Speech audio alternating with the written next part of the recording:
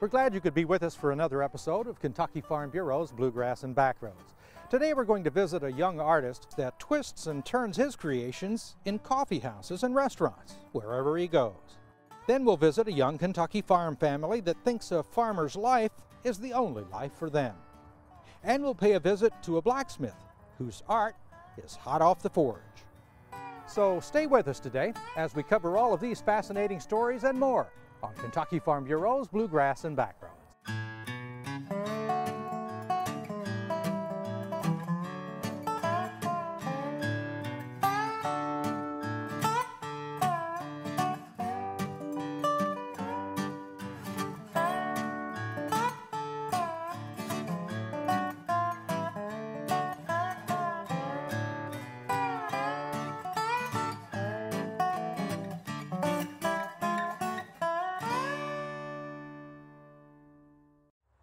Luke Eldridge takes his art with him when he visits coffee shops. There he makes new friends, and they're amazed as his art takes form right before their eyes.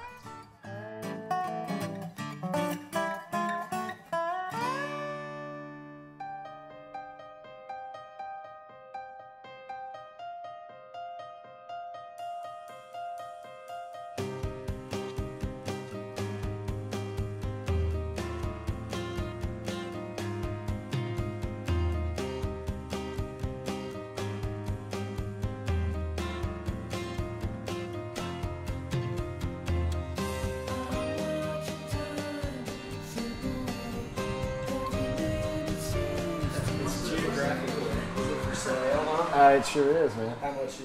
It's $300. Yeah, I can see that. Cool. It's geographically accurate. Yeah, I can see that too. It's really nice, dude. It's really well done. Well, thank you, man. I appreciate it. My name's Luke, by the way. I'm Ziggy. Ziggy, nice to meet you, dude. I love coming out and being out in the public because I love to get people's reactions on it. A lot of times it's sort of a audience participation sort of deal. I say, so what color do you think her hair should be? Or what kind of wings do you think she should have? And people really dig that because they get to have their input on it.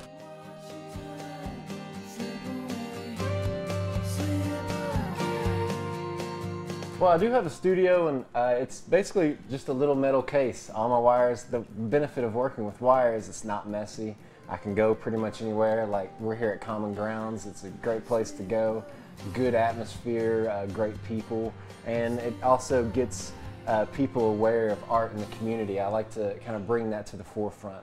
And I get a lot of good feedback, I meet a lot of great people, a lot of good connections. If they buy something, that's great.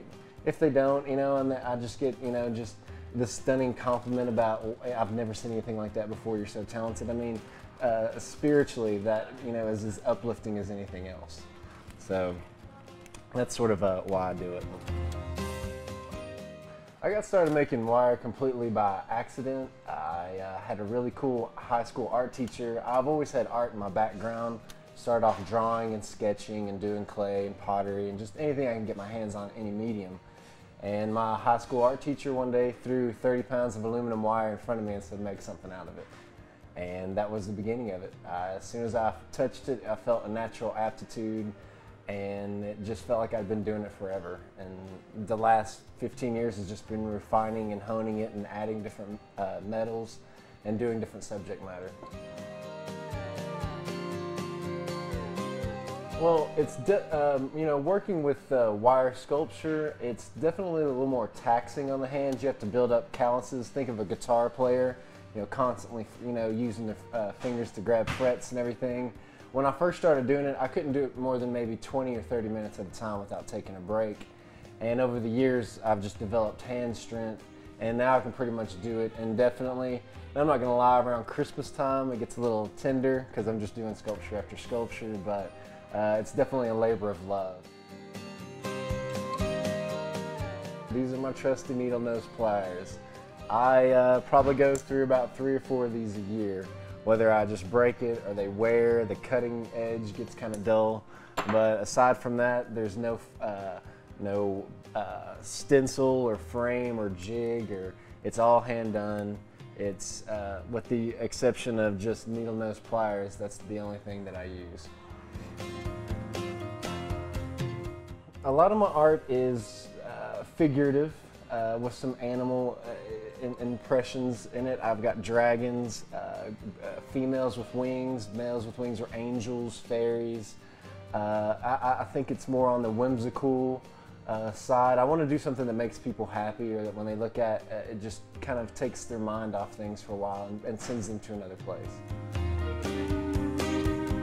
My mom was definitely one of my greatest sources of inspiration. More than anything, she gave me the philosophy of art, you know, which do it until it's not fun. If it ceases to become fun to you, then there's no real reward in it. And she said, always be true to yourself, always have fun with it, and just try new things. Just always keep it fresh.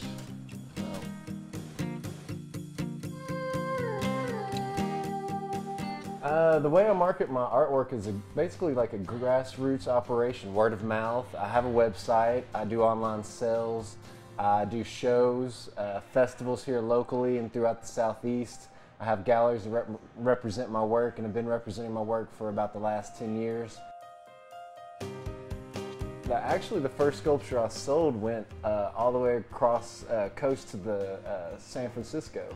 So I've been internationally collected. People have my sculptures in England, Scotland. I have a few celebrity clients that purchased my work through private art shows, and just basically anywhere and everywhere. I actually got nominated for an award in Yokohama, Japan, and I've never been to Japan before in my life, so I guess they got wind of me somehow, you know.